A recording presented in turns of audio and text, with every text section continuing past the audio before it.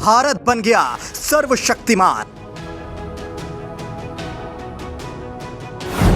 विश्व गुरु बनने से एक कदम दूर हिंदुस्तान। हथियार निर्यात में 6 गुना उछाल। ग्लोबल मार्केट में ब्रह्मोस की जबरदस्त डिमांड। एक वक्त था जब हथियारों के लिए भारत विदेशों पर निर्भर था, लेकिन आज मेड इन इंडिया हथियारों के विदेशों में धूम है। कभी भारत विदेशों से हथियार खरीदने में करोड़ों डॉलर खर्च करता था, लेकिन आज अपने हथियार बेचकर करोड़ों डॉलर कमा रहा है। मोदी राज में भारत के हथियार निर्यात में 6 गुना उछाल आ गया है। इस बात की पुष्टि रक्षा मंत्री राजनाथ सिंह ने संसद में की। एक तरफ भारत अपने डिफेंस बजट को लगातार बढ़ा रहा है, दूसरी तरफ उसका फोकस डिफेंस सेक्टर में आत्मनिर्भर बनने का भी है। भारत सरकार डिफेंस इंपोर्ट को घटाने और एक्सपोर्ट को बढ़ाने के लिए लगातार काम कर रही है। चालू वित्त वर्ष में भारत ने अब तक 11,607 करोड़ रुपए के हथियार का निर्यात किया है, जबकि वित्त वर्ष 2014 और 15 में भारत ने मात्र 1941 करोड़ के हथियार का निर्यात किया था। आप खुद अंदाजा लगा सकते हैं कि हथियारों के क्षेत्र में भारत कितनी मजबूती से आगे बढ़ रहा है।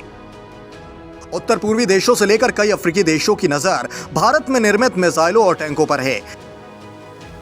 2014 में पीएम मोदी ने जब सत्ता संभाली तो उन्होंने अपने ही देश में हथियार निर्माण पर जोर दिया, जिसका परिणाम अब आने लगा है।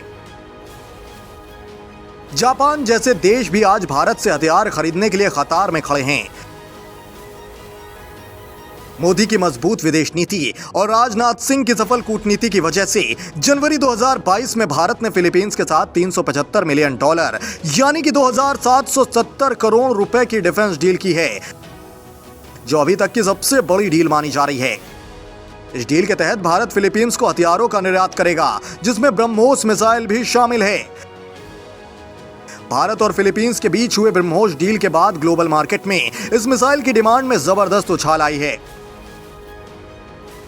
कई देशों ने इस मिसाइल को हासिल करने के लिए एड़ी चोटी का जोर लगा दिया है। सऊदी अरब और यूनाइटेड अरब अमीरात ने भी भारतीय हथियारों में दिलचस्पी दिखाई है। डिफेंस डील को लेकर इन दो देशों के साथ भारत की बातचीत जारी है।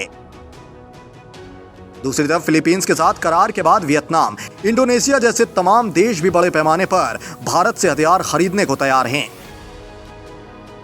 पीएम मोदी ने भी तैयारी शुरू कर दी है। भारत में हथियारों के निर्माण के लिए कई सारे फैसले लिए गए। सरकार ने 2025 तक देश के डिफेंस एक्सपोर्ट को बढ़ाकर 36,500 करोड़ रुपए करने का लक्ष्य रखा है।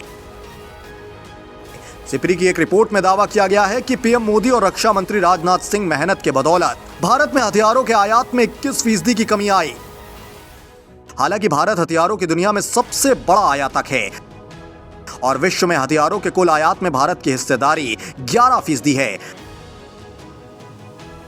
बात जो भी हो, आज भारत धीरे धीरे ही सही विश्व शक्ति बनने की ओर बढ़ रहा है।